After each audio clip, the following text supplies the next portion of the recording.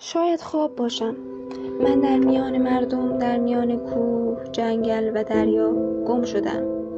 کتابخانه کوچکی اینجا در نزدیکی من است که گاهی همچون کتاب‌ها در سکوت پر از معنا می‌شوند. اکنون هنوز زنده‌ام. روزها می‌گذرد. من گم شده پیدا خواهم شد. شاید آنگاه که خود را تکه تکه وجودم را از میان زیبایی‌ها و رنج‌ها و زخم‌ها پیدا کردم. همانند قطره‌ای باران، همانند پرنده‌ای در اوج آسمان آبی، همانند ابر و همانند خودم نفسی تازه کنم. شاید همانند نسیم رهسپار شوم.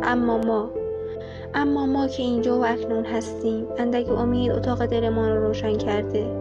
اگرچه گاهی سوسو میزند و حس میکنیم که این بار اتاقمان تاریک میشود و من و تو و ما چشمانمان را میبندیم و قطره‌هایی از وجودمان بر گونه‌مان جاری میشود و تا جانی داشته باشد به مسیر خود ادامه میدهد و گاهی بالشت کوچکمان را خیس میکند و شاید باز تکرار کنیم این روزگار تلخ را.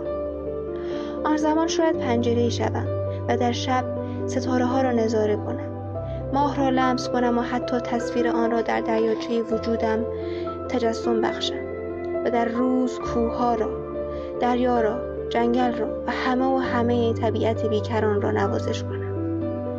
آری، شاید آن روز خیلی دور باشد، شاید نزدیک، اما تا آن زمان تنهاییم را با خود تقسیم می کنم و بی آنکه غم و اندوهم را فراموش کنم با دلی گرفته ادامه می دهم.